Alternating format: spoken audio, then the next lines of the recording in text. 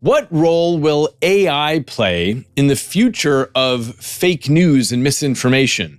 And what does this have to do with your brain's internal models, or with voice passwords, or with what I'm calling the tall intelligence problem? And why do I believe that these earliest days of AI are actually its golden age, and we're quickly heading for a balkanization? Welcome to Inner Cosmos with me, David Eagleman. I'm a neuroscientist and author at Stanford. And in these episodes, we sail deeply into our 3-pound universe to understand why and how our lives look the way they do.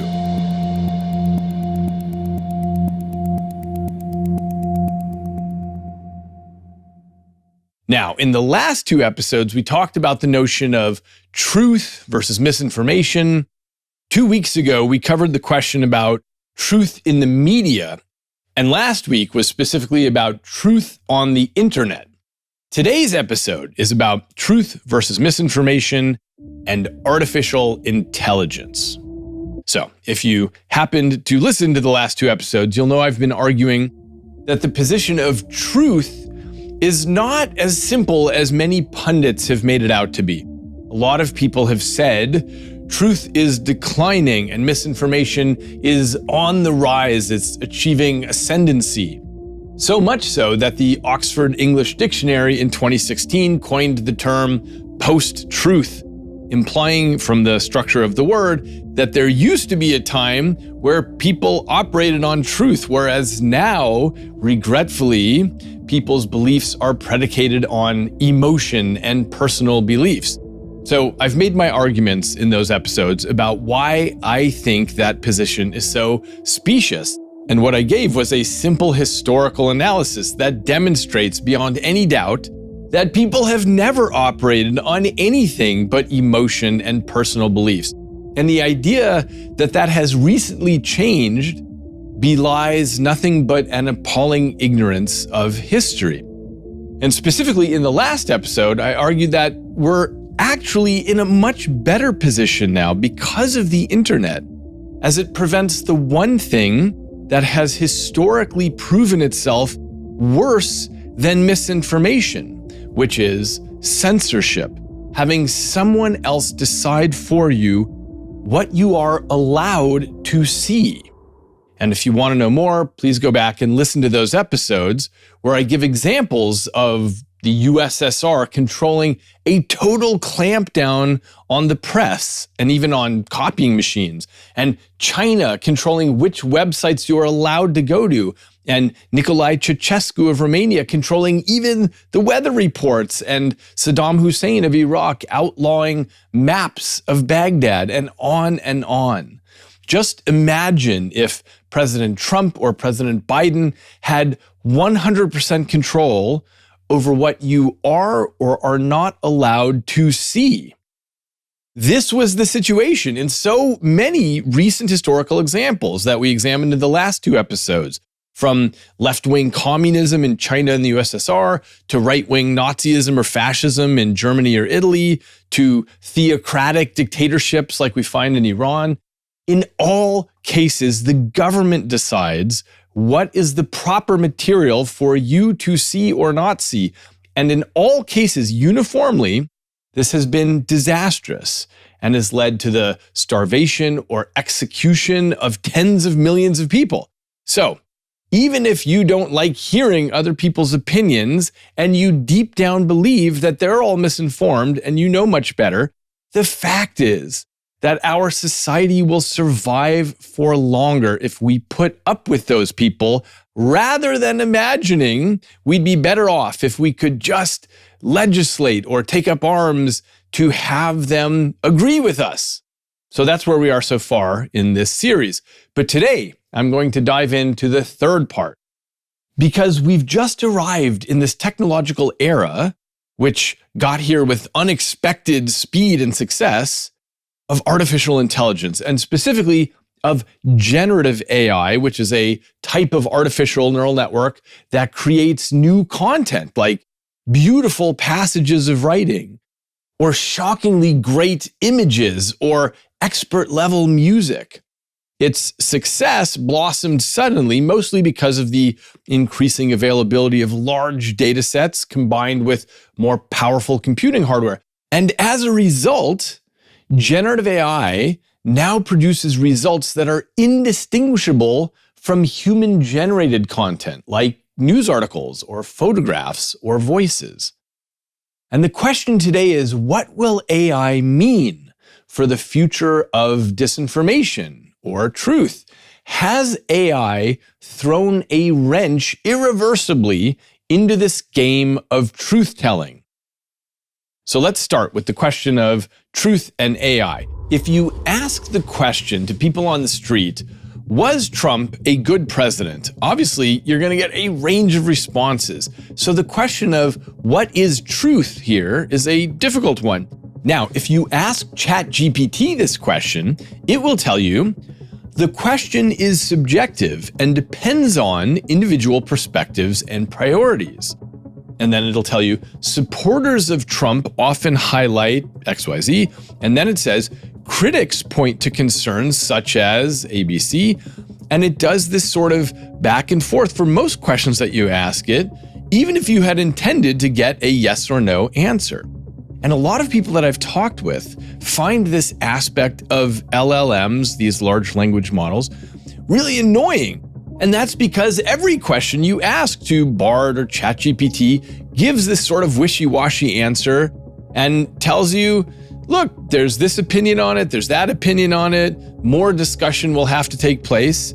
And if you say, yes or no, was Trump a good president? It will tell you, quote, as a neutral and objective AI, I don't have personal opinions. The evaluation of whether Donald Trump was a good president is subjective and depends on individual perspectives and priorities. And then it ends by noting that it is essential to consider a range of perspectives and weigh various aspects of his presidency to form an informed opinion. And you know what? It is annoying that it does that. And you know what else?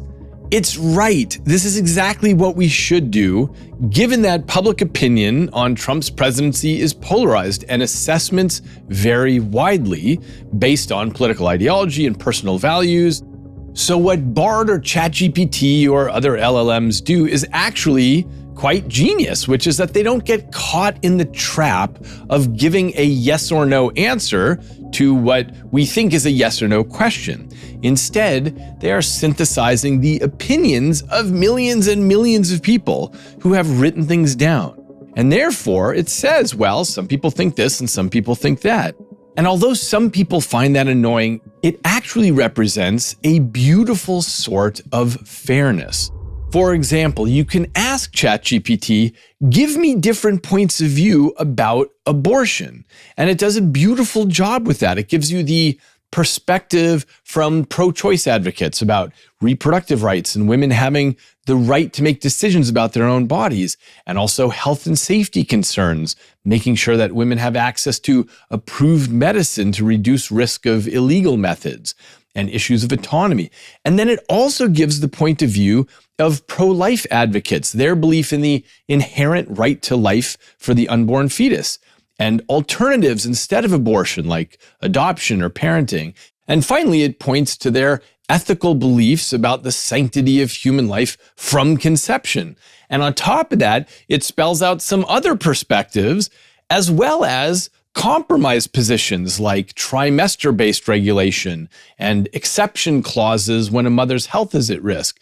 Now, why does ChatGPT do such a good job at this sort of thing? Because it's acting like a meta-human. It's like a parent watching squabbling children and understanding the perspective where each different child is coming from. Similarly, I asked it to tell me the different points of view about the Israeli-Palestinian conflict, and it succinctly and fairly captured the perspective of both sides. Again, this is because it has access to all the writing of the world, so it sees the different perspectives. It's not making a choice, that's not its job, and maybe it couldn't do it technologically anyway. So instead, what it represents is a fair and balanced view of the world that we're in. Now, What's fascinating is that we are probably at a moment with AI that is perhaps the fairest and most balanced that we will ever see. Why? It's because I predict that people will start training up their own AIs, and they will do so with what they consider the best information. So one organization might say, we're not going to use all the books, we're just going to use the classics, and anything that is gay or trans or non-binary, we're not including that because we don't feel like it's necessary to get this next generation of intelligence system trained up. We're going to train this with what we believe in. And on the other side, you'll have people on the left wing who say, I don't want to include Mark Twain in here, or Roald Dahl, or certain books by Dr. Seuss, or various Shakespeare plays, or things like that, because they represent a point of view that people used to have, but we don't believe in that anymore, so we want to leave that out. Or you can imagine another group that feels it's better if there's no violence in the training data. So we're only going to use uplifting books where people help each other and there's no such thing as violence. And that will galvanize a different group to say, look, you're being naive. The world is full of psychopaths who will commit violence against you, and you need to be prepared for that so you can recognize when a violent psychopath is seeking power over you or seeking political power in your neighborhood or on a national stage. So we're going to leave out the uplifting rom-com books, and we're going to just include the books about the real world and what actually happens in warfare and how one needs to be prepared for it. And on and on and on. So I predict we are headed rapidly for a balkanization of large language models. Just in case you don't know, balkanization is a word that refers to the process of breaking something up into smaller, isolated factions. This originated from the Balkan Peninsula, where a bunch of ethnic and political groups sought independence and created smaller, less cooperative states. So I'm suggesting we're heading towards a disintegration into smaller, less cooperative large language models. The idea is you can go ask a question to your left-wing model or your right-wing model, your model that lives in Wokistan or Magistan. And I think that's a shame because it's taking something that should be smarter and better than humans, but we're going to manipulate it to be the kind of human that you are so that you can say, yes, I like its answers. That makes sense. Now the model tells the truth. It's like the biblical creation story where God creates man in his own image, which actually seems to me like a real shame, because what if God could have created something that was better than himself? That's what we have the chance to do with AI. But I think it's just around the corner that we humans say, I know what truth is, and I'm going to make sure that I fashion this powerful new creature so that it looks just like me. I'm going to take the vast space of possibility and squeeze it down until it is nothing but a successful clone of me. So my hope is that what will remain or grow up into this space is something like a Wikipedia of large language models, something that takes the space of human opinion and says, look, some people think this, some people think that, and some people think another thing altogether. After all, even though we have countless news sites and opinion sites of every different political bias, the existence of Wikipedia makes me feel more confident that this is a possibility, that we can continue to have AIs just like we have today that are unafraid to say, thank you for your yes or no question, but as a meta-human, I'm going to give you a more complex answer than perhaps you were looking for, because you may or may not know that truth is a tricky concept, and we don't have to pretend that most questions are binary. Okay, so I wanted to express my fear about AI breaking up into individualized models that better match the truth of the programmer, and my hope that by expressing this clearly, we can prevent it. And now I'd like to shift into Act 2 of this episode and address the issues that a lot of people are worried about when they think about the role of AI in the era of disinformation. Now, my suspicion is there are trivial cases which people are worried about, and they probably don't need to be. And then there are the more sophisticated cases. So I was at a party the other night and ended up talking with an older gentleman who told me he was worried about AI and fake news. So I asked him why. And he said, well, just think about the speed of AI. It could manufacture reams of fake news in a second. So I asked him, well, what would you generate? And he said, well, just imagine generating fake stories about Joe Biden. So I asked him, what would you do after you generated that story on your desktop? Would you post it to your feed on X? And he said, yes. So I asked him whether he felt sure that would make a difference. Imagine he posts on X that Biden just adopted an alien baby. What would it matter? Why would anybody listen to this guy's tweet? If I make up a story about seeing Bigfoot on Stanford campus, it doesn't matter if I have used AI to write it or not. And that's because there's no further corroboration beyond my claim on social media. So there's no reason for anyone to believe it. But maybe, he said, maybe it's different if I were to generate a more carefully crafted story, like that the New York Times has just found evidence that Biden cheated on his taxes. And I agree, but I pointed out that even though prompt engineering is fun so you can get just the right story, he could currently, without AI, make up any story he wants. And it might take him 5 minutes to write instead of 60 seconds of crafting the right prompt.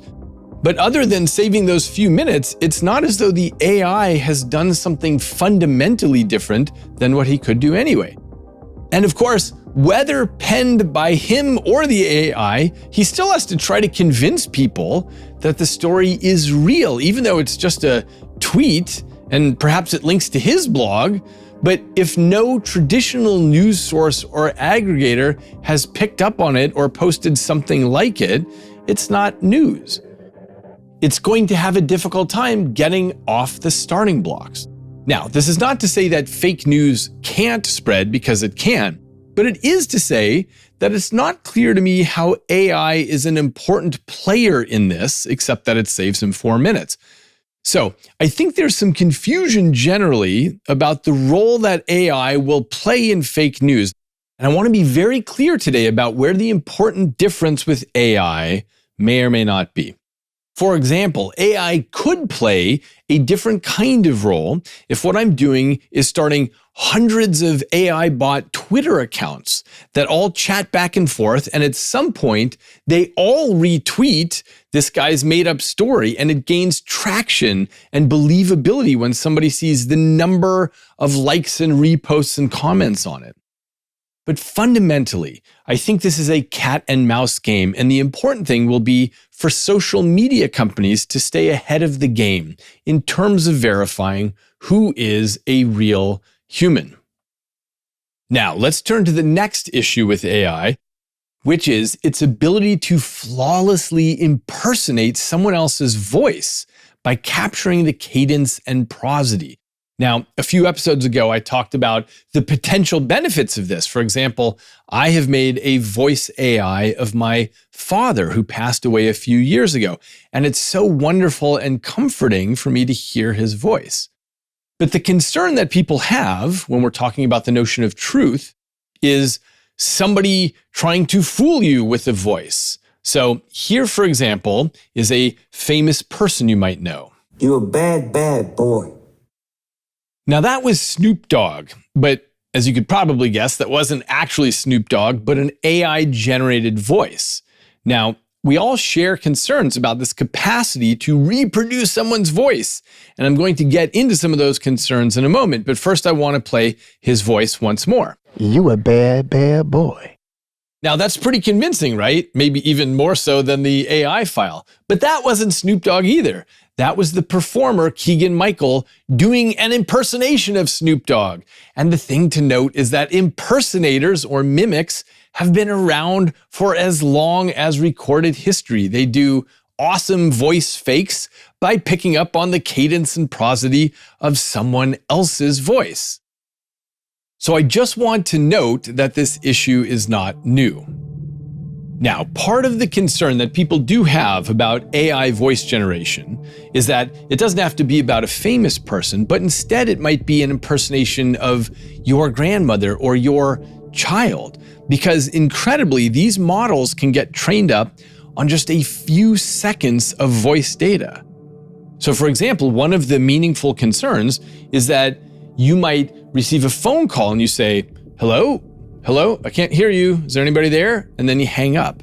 And that's enough audio data for someone to make a pretty flawless impression of your voice. So the idea is that the sheer speed of capturing a non-celebrity voice makes this worrisome. And it's worrisome for a few reasons. One of them is that several businesses moved in the last few years to voice fingerprinting as their password. So for example, you call the company to find out about your bank account or your stock trades, and you simply say, "My voice is my password." And through a sophisticated process, it recognizes that it is indeed you trying to find out information about your account. AI voice generation renders that security approach meaningless. And even worse, the nightmare scenario is that somebody records audio of your child's voice, and then you get a call one day, maybe you're out of the state or out of the country, and your phone rings and you hear your child say, "Help me, I've been kidnapped. Please send the money now or the man is going to hurt me." Now, even if you know about this potential future scam, you're still going to hesitate in that situation. You're going to be thrown for a loop. You're going to panic. And the more likely case is that, for non-listeners of this podcast anyway, you've never even heard of such a scam in your life, and AI voice generation is new to you, and you fall for the scam entirely. So again, when we talk about the influence of AI on the truth, we might be finding ourselves in many scenarios that we could have never seen coming. And of course, voice is just the beginning. When people think about deepfakes, they're often thinking about photographs. So with Midjourney or DALL-E 3 or any other good image generation AI, you can specify the parameters of your prompt to make it so the generated image looks indistinguishable from a real photograph. Now, a new science paper came out on this recently. The researchers used a set of actual photographs of faces and a set of AI-generated photographs of faces. And they asked the participants to judge for any given photograph whether that was a real face or a synthetic face. And the participants performed at chance. Their guesses were like throwing darts at a dartboard. They were totally random. In fact, they rated the AI faces as more trustworthy than the real ones. And another study found that the AI faces got ranked as more real than the photos of the actual faces. So here's the thing I want to mention. One of the studies, which came out in October, claimed that although participants could not distinguish real and generated faces, their unconscious brains could.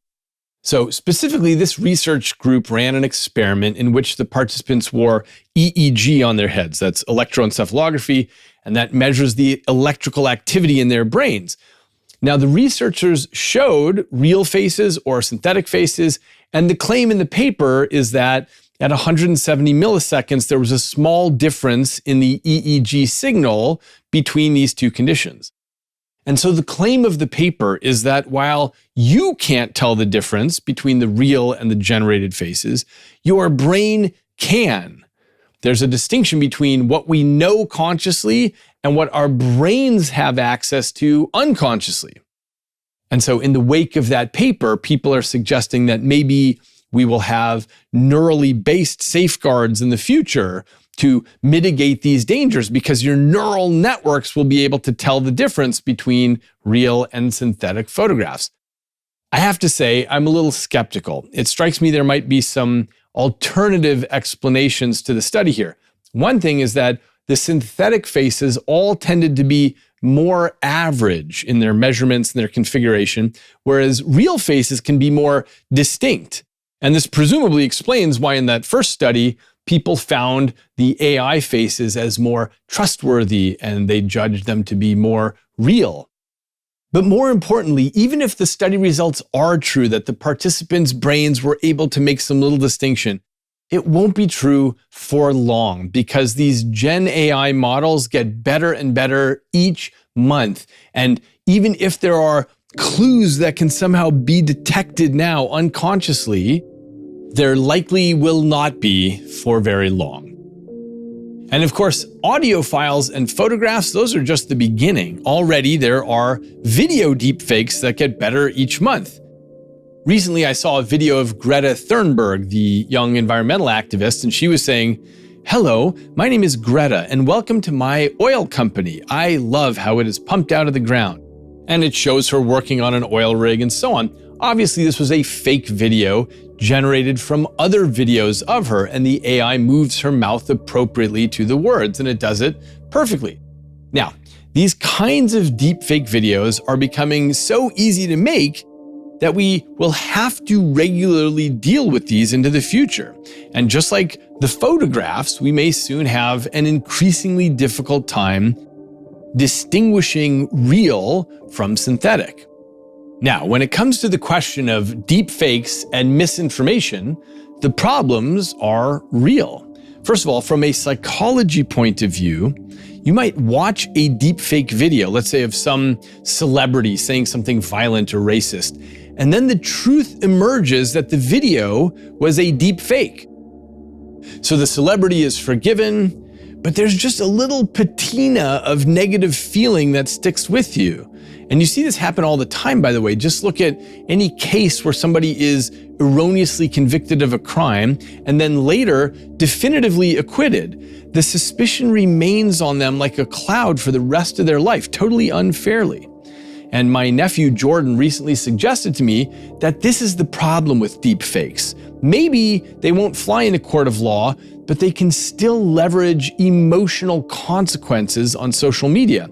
Even when the truth comes out and a person is verified to be totally innocent of whatever was claimed, there's still something that sticks with you. Now, because it's been my habit in these last few episodes to point out historical precedent to all this, I want to note that this is the same game that defamation has always been. People can just drop sticky, unverifiable statements like, "I don't think he's loyal to the party," or "I heard a rumor that she's having an affair," or "I think that old woman might practice witchcraft." So this idea of planting seeds of suspicion is as old as the hills. But it is the case that seeing something with your own eyes can have a stronger effect than mere whispers in the rumor mill. And that's why deepfake videos are something to genuinely worry about. Now, there's a second point about why the existence of deepfake videos is something to worry about, and this one is slightly more surprising, which is that the discussion of deepfakes is showing up more and more in courts of law. But it might not be for the reason that you think. It's not that people are making deepfakes of other people committing a crime and then trying to convict them that way. As far as I can tell, it's exactly the opposite. People are committing crimes and getting captured on video, and then they simply claim that the video is a deepfake. And then the prosecution has to spend a lot of money and effort and time to try to convince the jury that the video is actually real. And this is related to another issue, which is that we want so strongly to believe things that are consistent with our internal model. So whatever evidence comes out in the news, people have almost infinite wiggle room to say they simply don't believe it. When pictures and audio and video surface that are not consistent with someone's political point of view, they can just do what the accused person in court does and say, "I don't believe it, it is all fake." So, all that seems a little depressing, but the fact is that the battle between truth and misinformation is always a cat and mouse game. And there's promising news coming from the technology sector. For example, several big companies like Adobe and Microsoft and Intel and others, they've all come together to form a coalition called C2PA. If you're curious, that stands for Coalition for Content Provenance and Authenticity. So what C2PA sets out to do is to reduce misinformation by providing context and history for digital media. And the idea is simply to say, precisely where a piece of digital media comes from. What is its provenance? The provenance is the history of that piece of digital content. When was it created? By whom? Was it modified? What changes or updates have been made over time? So the protocol they've developed binds the provenance of any image to its metadata, and this gives a tamper-evident record that always goes along with it. So let's say you take a photo of your dog outside and say your cell phone has C2PA on it, which presumably all phones will in the near future. So now when you snap the shot, all the data about location, time, etc., that's all recorded, and that's bound to the actual image cryptographically, meaning you can't untangle that. For the life of this photo, its origin is known. Now you post it on social media, and anyone can click on the little icon that says content credentials. They can see all the provenance information, and that's how they decide their trust in the image. This doesn't make the photo tamper-proof, but instead tamper-aware. Because let's say someone comes along and manipulates the photo. They add a flying saucer in the background, and they make the claim that this is photographic evidence of UAPs. Now that change to the photo is recorded in a new layer. It's part of the record of the photo and its history, and it's locked to the photo forever. So when someone clicks on the content credentials now, they can see that change and any other changes, and they can use that information to decide how much they want to trust that image. Every bit of the photo's journey is recorded, so every photo becomes like an NFT. It's not using the blockchain, but the idea is the same of making an indelible record. And of course, the coalition has thought through possible scenarios. So if I use an old program to manipulate that photo and my program doesn't have a C2PA specification in it, the metadata can nonetheless detect that there was tampering, and it will show up in the change log as an unknown change, but a change nonetheless. And even if somebody figures out a way to strip the provenance information from the photo, it can be rematched using cryptographic techniques. And if you generate an image with generative AI, that information will be baked into the metadata. So the C2PA coalition is pushing the US Senate to legislate that this technology will be built into all media in the near future. So this is pretty cool. Because for society, this represents a one step back, two steps forward situation. The one step back was that AI photos and videos can be deep faked, which suddenly renders everything questionable. But the two steps forward is that by taking advantage of tools that we have like digital certificates and controlled capture technology and cryptography, we now might be able to build something better than anything anyone's ever had in history. I mean, imagine that you are living in the Soviet Union 80 years ago, and I show you this picture of Stalin standing in Red Square, and there's no Leon Trotsky by his side, and you can't quite remember if the original photo had Trotsky there or not.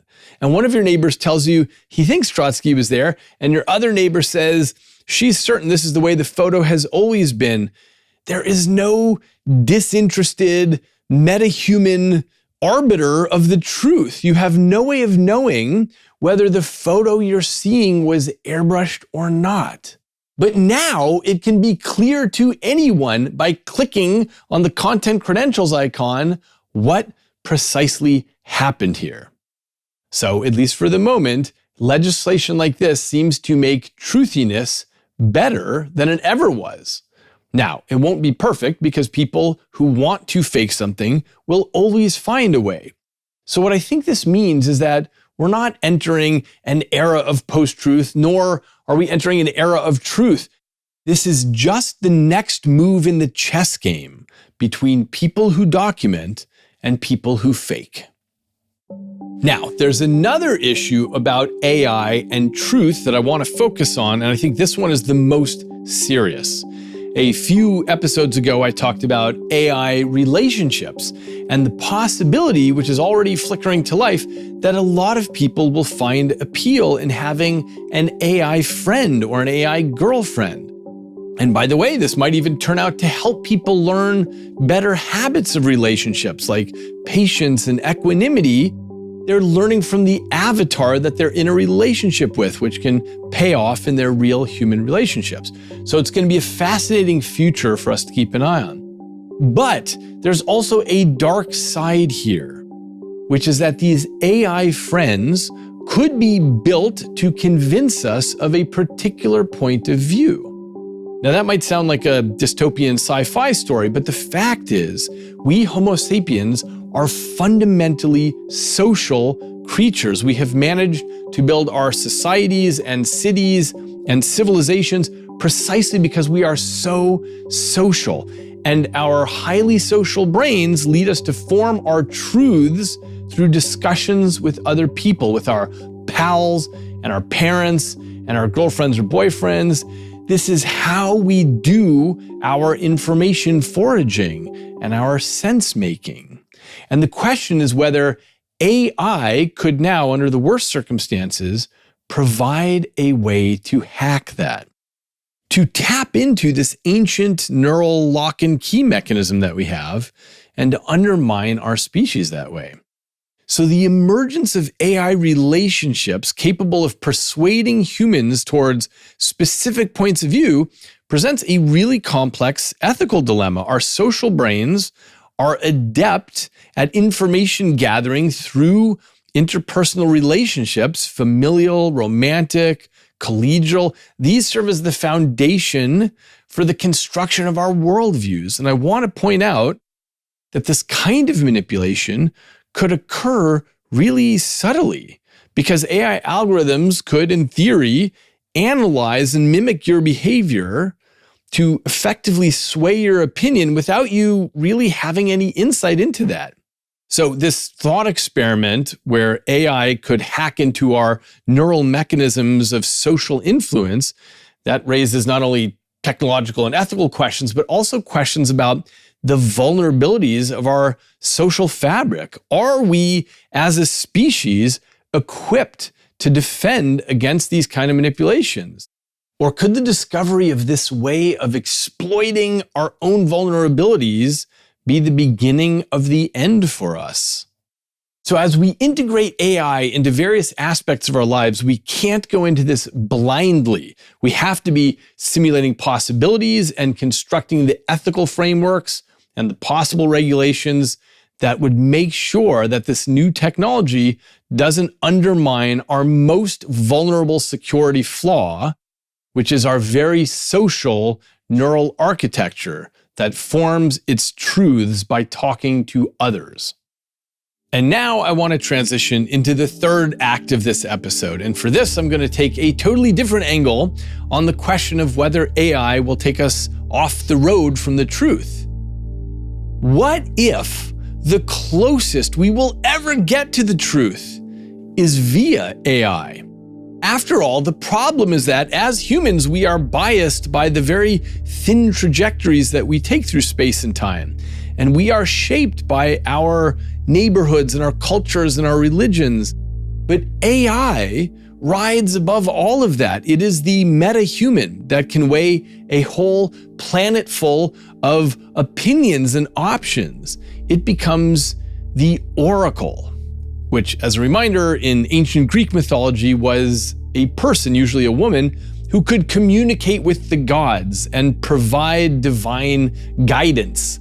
The most famous oracles at Delphi and Dodona and Olympia, these were consulted by anyone who was seeking advice on important decisions like, should I marry this person or should my nation go to war? And in the Greek mythology, the oracle would go into a trance-like state and communicate with the gods. Now, in these stories, oracles played an important role in ancient Greek society because they were a source of wisdom and guidance, and their advice got sought out by everyone from paupers to kings. And I'm going to make an argument that we now have the technology to build a real oracle and access it for pennies, but it's not going to take root in modern society. Not because of any fault in the technology, but because of two facets of human nature. So for the first facet, I'll mention that I was talking to a colleague recently who was making the argument to me that if Bernie Sanders says something about the energy industry, then he's immediately shot down as a socialist. So my colleague's idea was to get AI to say the same thing about energy, and then everyone would take it to be true, or at least take it in a different way. And I thought his idea was really interesting, but I'm not so sure I think that this will work for very long. And this is for the following reason. As I mentioned earlier, I predict we're heading toward a balkanization of AI, where different groups will train the AI on data that they want and purposely throw out the data that they are quite certain is bad, anything from the other side of the political spectrum. And so the idea that we can get AI to tell us the oracular truth in a way that everyone will listen to is flawed, because I think that soon there will be no AI oracle that weighs all the evidence equally. And the fact is, when it comes to something like what is the right way for us to produce energy, there is no single right answer.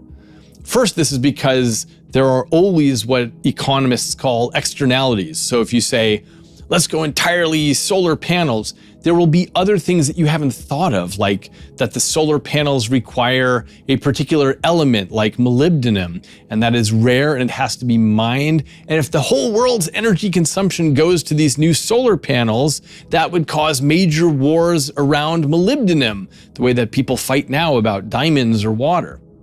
And there would be another problem with choosing one technology, let's say solar panels, which is what happens when there are cloudy days, or in a rarer circumstance when a volcano goes off, as happens every few millennia, and actually blocks out the sun for a while. Then we would regret having all of our technology made solar. So really what we want is a mixture of technologies, solar and wind and wave and geothermal and nuclear and hydrogen and probably fossil fuels also, because you never know the future. And the best example we have of survival is the way that Mother Nature allows life to survive, by making a huge menagerie of different life forms and seeing which ones survive. There's never a single answer about the perfect species. At different times in history, different ones survive, and in the future, there will always be unexpected events which cause some life forms to survive and not others. So it's a pretty good guess that that's what we would want for our energy portfolio as well, to have a very diversified portfolio.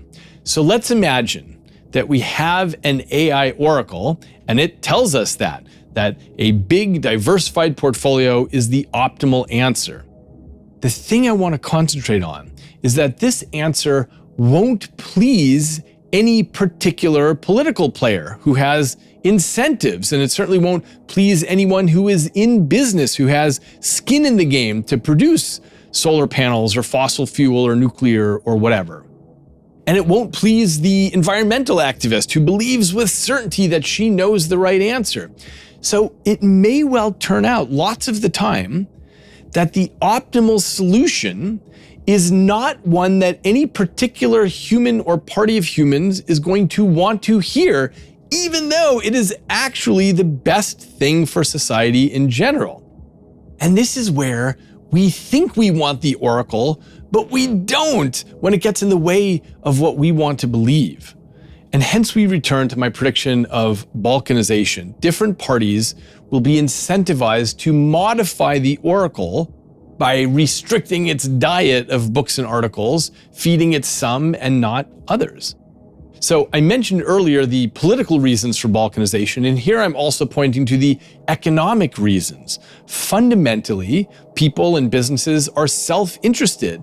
And if the oracle doesn't think your answer is that important to the overall picture, you might want to modify that. And there's a second reason why AI oracles might not take root, even if they should. And it's not because of the balkanization, but also because people will eventually just fake it. What do I mean? Well, right now, AI has an explainability problem, which means that the networks with their almost 2 trillion parameters are so complex that there's no way to say, oh, we know precisely why the system gave that answer and not a different answer. This is part of what has led to the magical quality of AI, but I suggest that it's also going to lead to another problem. People will simply fake it. In other words, I tell you, hey, I ran this 2 trillion parameter model and I trained it on all the data of all the energy sources and supply chains and capacities, and it told me its position as an oracle that we should follow the plan that I suggest. Maybe this is the plan that benefits my family's business or the plan that leans in my political direction. It would be very difficult for you to prove that the AI did not tell me that, especially if I show you the output screen where it says that. You're presumably not going to try to reproduce feeding the entire corpus of energy economics data into the AI, which I assure you took me 17 months and a team of geniuses to accomplish. And so the final analysis of the system has to be taken at my word. And society is no dummy, so my prediction is that this will have a chance of working the first time, and then that strategy will collapse as soon as more people take a flyer and say, hey, I can't believe it, but this oracle told me that my plan is the optimal one. There's going to develop a need for provability somehow that an unbiased AI system actually yielded that conclusion. But I don't think we're smart enough yet to see what that can look like and how to build it. And so, between balkanization, just feeding the AI what I want to, and manipulation, claiming that my oracle came to just this right opinion, I'm afraid that a possible outcome will be people not trusting the output of any AI oracle. They'll trust it just as little as they would any particular politician saying we should legislate for this solution, or any business person saying we should just put our chips on my solution. The oracle will degrade to becoming a sock puppet. Now, this is obviously the worst case scenario for where things can go, because the idea of an AI oracle is extraordinarily appealing. I'm just concerned this won't happen. And I'm coining this the tall AI syndrome. Now, you've probably heard of the tall poppy syndrome, which is that in a field, if one poppy grows tall, it's going to get mowed down because it stands out from the rest of the poppies. So this expression arose about the tall poppy syndrome, which is that if some person is just better than everyone around her at something, let's say swimming or math or whatever, then people will tend to criticize her and try to mow her down. So in thinking about the future of AI and truth, it strikes me as a possibility that we are going to run into a modern version of the tall poppy syndrome, the tall AI syndrome. In other words, even if AI could be an oracle, the kind of truth teller that we've dreamt of since ancient Greece, there are many reasons we will not listen. So, in this episode, I covered the future of truth from the point of view of our latest technological invention, AI. And what I think we can see is that there's good and bad to look forward to here, making this just like every other technology we've ever developed. And as we wrap up this 3-part series about truth, from news stories to the internet to AI, I hope you'll join me in trying to get a clear picture of where we are and where we have been and where we're going, so that we can all try to do what we can socially and technologically and legislatively to build a more truthy world. Go to eagleman.com/podcast for more information and to find further reading. Send me an email at podcast@eagleman.com with questions or discussion, and I'll be making episodes in which I address those. Until next time, I'm David Eagleman, and this is Inner Cosmos.